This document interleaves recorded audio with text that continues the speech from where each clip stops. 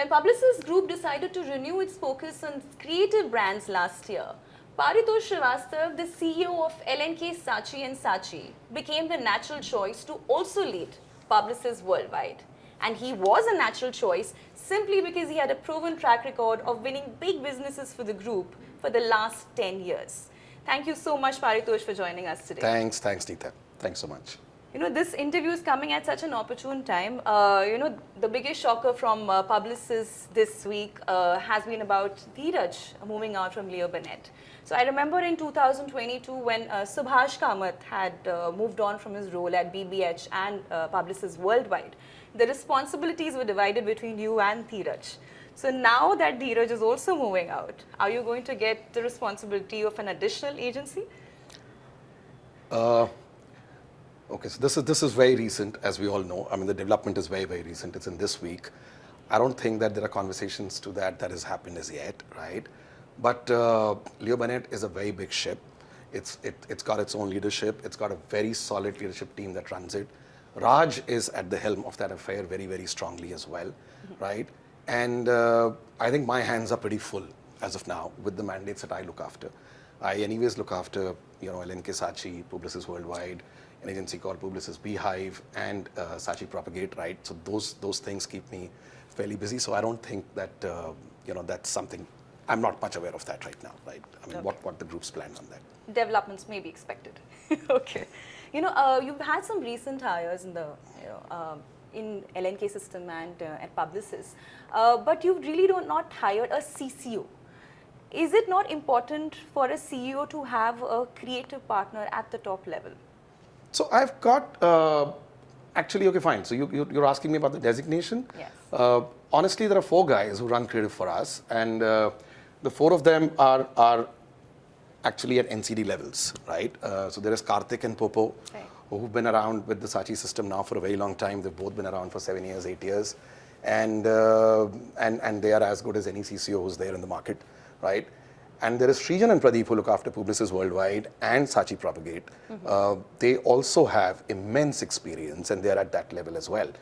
And it may be about a designation, right? Now they reminded me that we must do something about it. But these guys are as much a partner with me as any CCO would ever be, right? In fact, I mean, they're extremely invested. We work very closely together and these guys are very senior creative leaders for both the agencies. I asked because, when agencies are walking on a new path, which I'm guessing now LNK is, they tend to get in this star CCO from somewhere, like Havas did with Bobby, and then Ajay Gehlot came on board Dentsu's team. Why not? Did that thought really did not cross your mind at that point in time, that, getting someone, a heavyweight there, okay, though, so of course, Rohit and... So in my head, the question is different. I mean, so one question is whether do we have a CCO, the other one is do we have a famous CCO, right? I think, that's the way let me answer, because these guys are as good as any CCOs who are there in the market. I think it's not about personalities anymore in advertising. In fact, if you look at this entire ecosystem that I run, it's fairly large and it's bereft of anyone who dominates this team. It's a team that we have. It's a leadership team that we have across all these agencies that we run. Right, and people are in very important roles. People do those roles fantastically, as I will tell you as well, right? But I don't think that it's about the fact that you've got to go and get some heavyweight with a reputation which is from the past. That's not how we look at it, right? I think we look at the fitment of the person for the role, and that's worked wonderfully for us as well. And we've never felt in any room that we are lesser than anyone, right, with these guys. We do have a very strong leadership, which is including me, which is Sneshish, Karthik and Popo, right? Srijan, Pradeep on that side, Andrila as managing director at Publicis Worldwide, and there is a very solid agency leadership team, right? There is a Prachi Bali who runs Propagate, there is Mayur and Tejal who run Beehive. So there is a very, very, very strong structure of leaders, but I think none of us come from those, maybe celebrity backgrounds. We are not from there. We don't come from there. But you're already doing very well. I think you've won some 25 new businesses for Saatchi this year. Yeah, we've picked up around 25, 26 mandates for Saatchi this year, which is slightly higher than that. But I think winning business is one part of it. A lot of people, when they talk to me as well, they think that we are about a lot of business growth. Yes, we are about business growth. We have grown pretty well over the last 3.5 years, 4 years since I took over. We've been in high 20s, right? Is what we've grown. In fact, very interesting data point for you is, which we are super proud about, is the fact that from the peak of the pandemic, which is say around the June, July of 2020, till last year, December, 22 December, which is about 30 months. In 30 months, we almost doubled our business. Wow.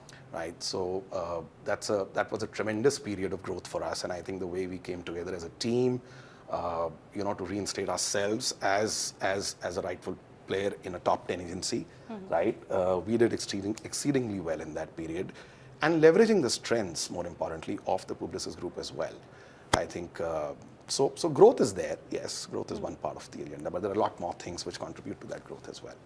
Let me frame it differently. Which are the big account wins as for you this year, and which are the relationships that you've kind of managed to retain over many, many years?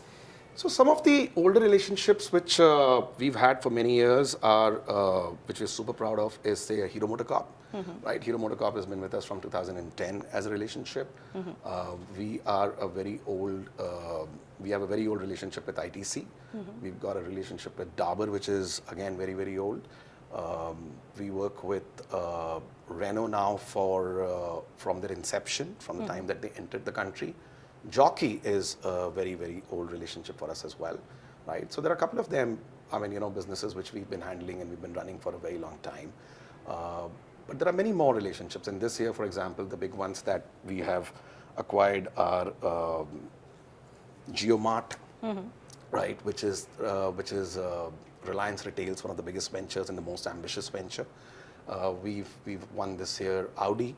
We've picked up Standard Chartered Bank. We've picked up a very other spectrum of banking as well, which is AU Small Finance Bank. So these are some of the businesses that we've picked up, I think, in this year. Grupo Bimbo, right? Okay. Again in this year. We've picked up Green Panel in this year as well. So those are some of the businesses that we've picked up in this year. And which are your... And Dunkin' Donuts right now. Okay. I think it would have released or not, but yeah, we've just signed up with Dunkin'. Fresh off the oven. Yes, fresh off the oven, absolutely. Yeah. Okay, and which are your strongest markets right now? Which are the business offices that are doing very well for you? And what capabilities do you really want to add moving on? So Delhi does very well for us. North has been an area in the last 2 years, 3 years, we've really grown. We are pretty strong in Delhi as well, right? A lot of the businesses that we handle in Delhi, like a Hero MotoCorp or like Renault, they are based there, but they are serviced out of Bombay. But Delhi has shown a lot of potential for us. That's how the market has really grown for us. And Bombay is always big. Bombay has always been good for us. That's where most of us sit, but we look after everything everywhere. We are actually focused now on South. Okay. Right? We used to have a pretty decent operation in South till a few years back. But right now, it's not that we're very, very strong in South, and we're looking at South very seriously now. So we're putting in a plan, we're putting in a strategy to move into South, And what is the strength of the workforce at this point? We'll be about 400 people. Okay, and down South, how many are you planning to bring on board? So that will depend. We are in conversations with a lot of businesses as we go on. So we've got offices there. We've got people there as well, right? There is some part of business which Propagate runs, which is in South.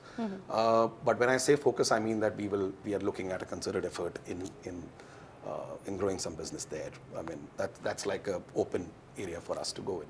I mean, that region is not very, very strong right now. And another thing is, a lot of agencies today are slotted in that creative agency, digital, traditional agency, digital agency kind of category. For you, is that an important aspect, where you need to have your strength very well defined for the clients to see, or it doesn't matter, you can have a fluid system? And where will you really slot LNK, Saatchi and Saatchi and Publicis? Yeah, I mean, that's a very interesting question. So I think that's the important part of it, right? So, if you look at it, our journey, we were initially Saatchi. We existed in the country for a couple of years, for many years, in fact, right? I mean, we were in the country from, I think, 92, 93, right? And then the acquisition happened for Saatchi with LNK, right? And the reason was because we wanted to have scale in the country, right? And that scale came in with the joining of forces of LNK and Saatchi. That's the business that continued till 2019, and that's the time that the founders were there. They did a fabulous job, right? We built in something there, very, very solid, very, very strong. I think from 2020, right, we've been trying to, we have redefined a few things for LNK Saatchi. One of the key things that we redefined is that, one is that when the founders exit, right, you understand it's a damn tough time for an agency. So that was the period which was really, really tough. And then we ran into pandemic. So I took over in Jan 2020 from Anil, right? And immediately after that, we ran into the pandemic, right? It's trial by fire. It can't be worse. Anyways, taking over an organization is tough, and this is the toughest to when you're replacing the founders, and then got tougher because of the pandemic, right? So what we did at that time is, right, we also saw this as an opportunity to redefine ourselves and to put in a new market proposition, right? That proposition is actually based on a slightly different view of the market in the way that we see it, right? So that Saatchi stands for nothing is impossible. I think we wanted to breathe in some more life into it and meaning into that, right? And we redefined our market proposition as that our clients' business is our business. Let me tell you what that means. What that means is that we would like to believe that we are closest to our client's business, right?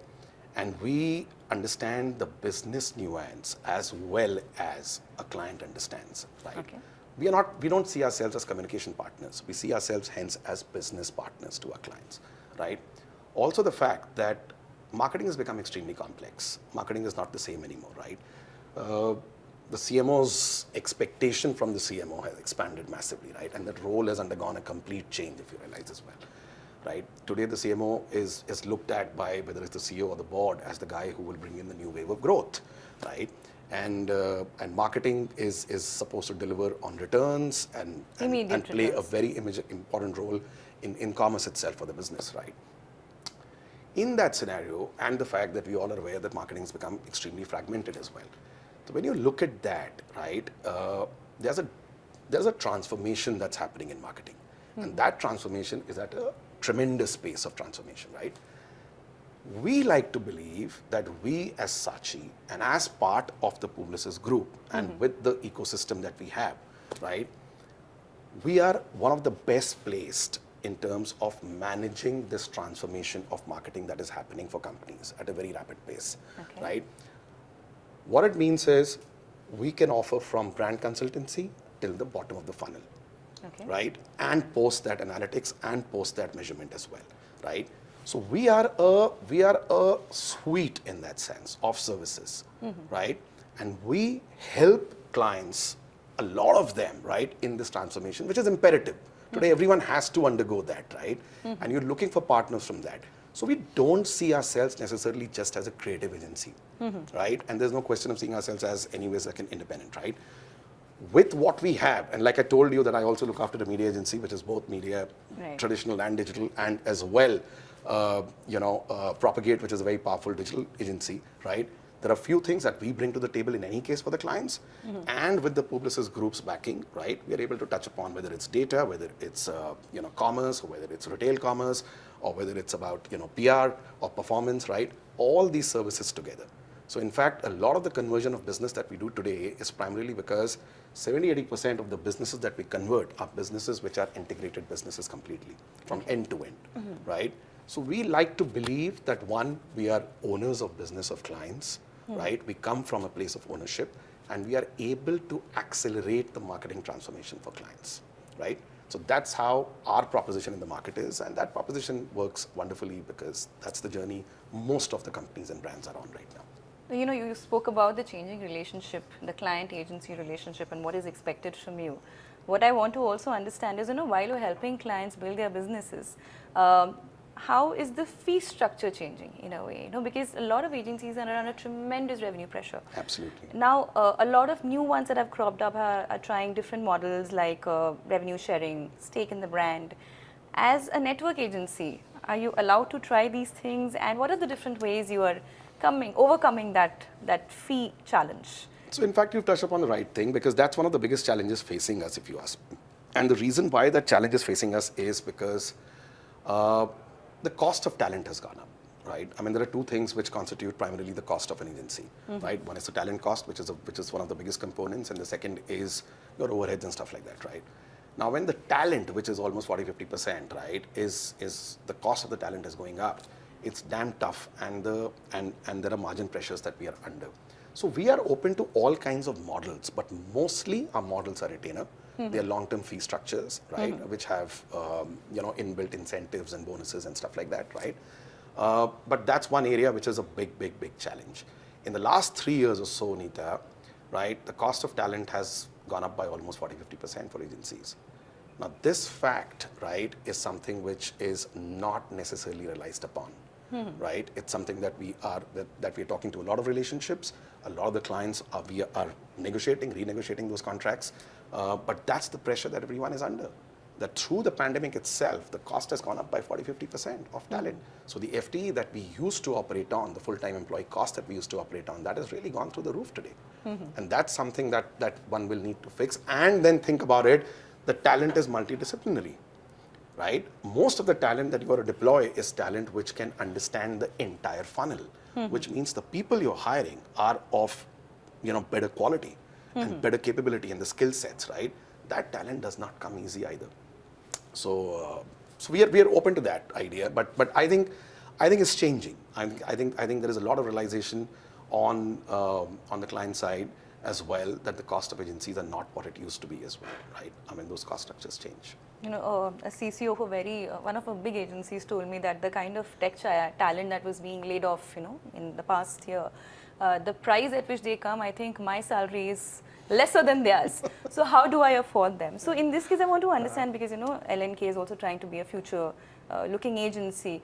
Where is this talent coming from? Are you taking a lot of tech guys inside in the agency, or is it a lot of traditional guys who you're trying to make them reinvent the way they work?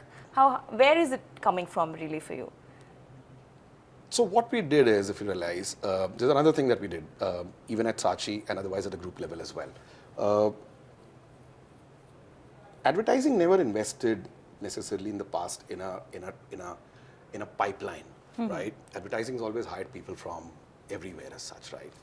And we as an industry never necessarily created a talent source or a talent pool, right? Okay. What I mean by that is that the tech guys, the engineering grads, right? They're going to go into certain kind of companies, whether it's manufacturing or IT and stuff like that, right? Everyone has a source where the people come from.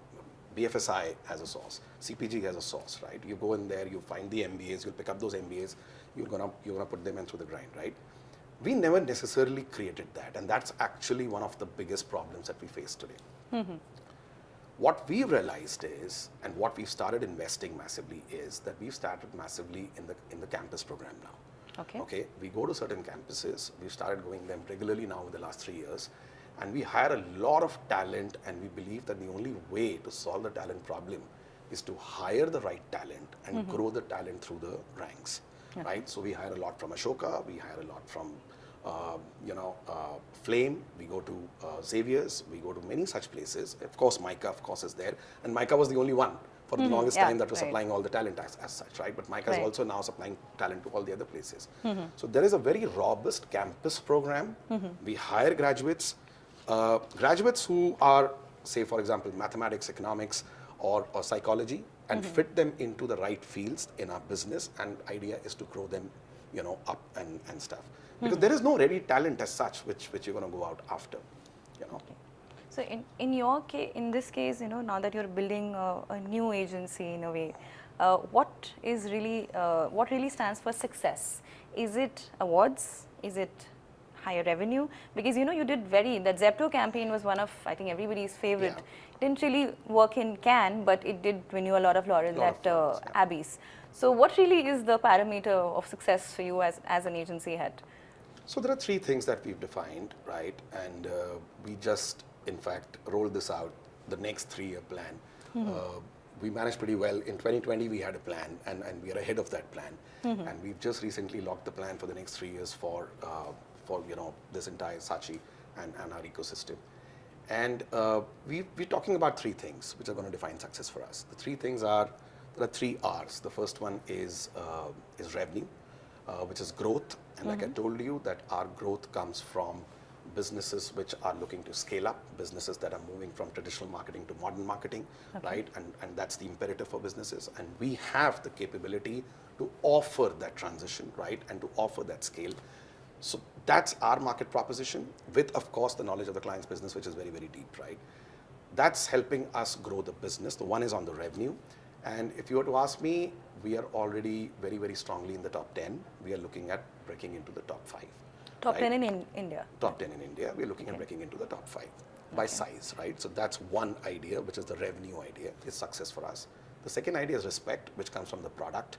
We have invested a lot in the product in the last couple of years, and that should be evident from the work that we've done.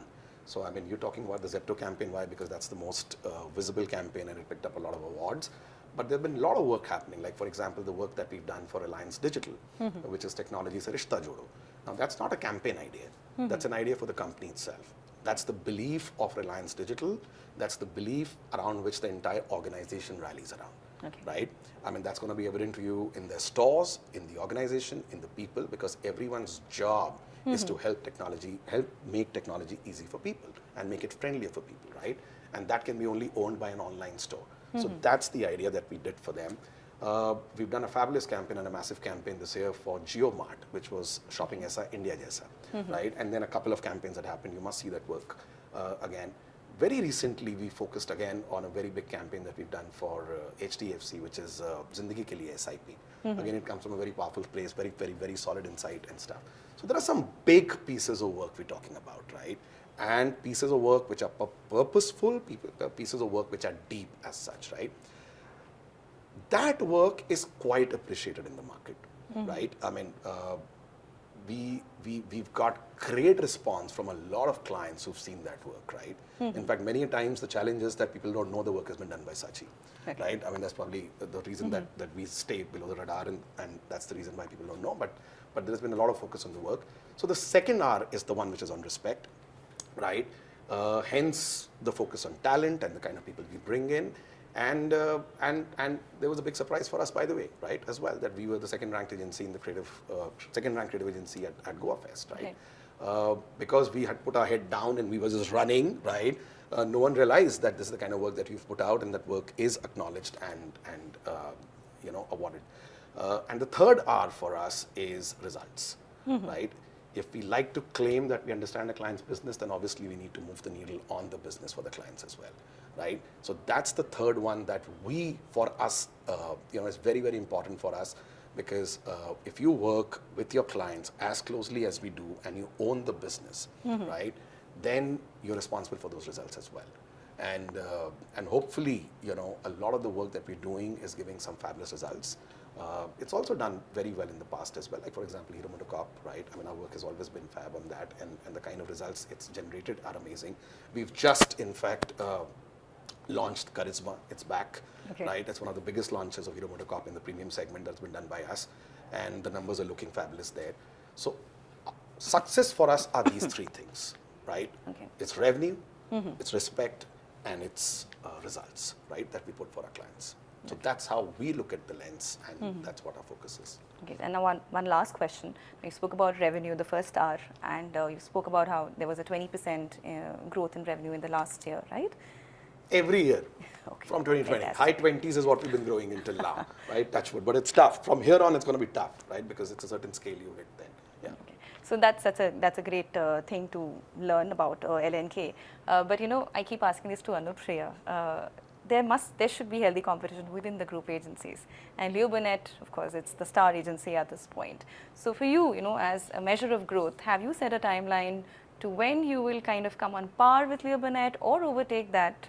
Is that something that you are considering in the next year or next couple of years?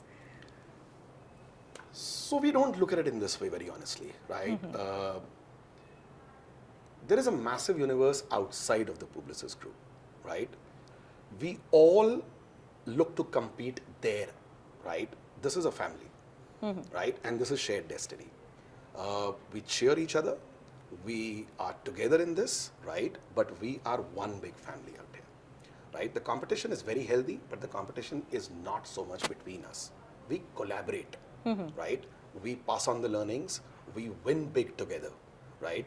we try to contribute as much as possible in each other's wins as well, right? That's how we like to see, right? We've got 4 creative agencies, and the 4 creative agencies have their own DNAs, which are very different. Burnett works on something different, BBH is on different, Publicis Worldwide is different, and Saatchi is different. And they actually map the market very well as well, right? And the kind of clients that we go after, the kind of market propositions we have are different as well, right? But together, we fight the world, right? And there is a much bigger world out there, you know, and you play for that, right? And that glory is immense out there.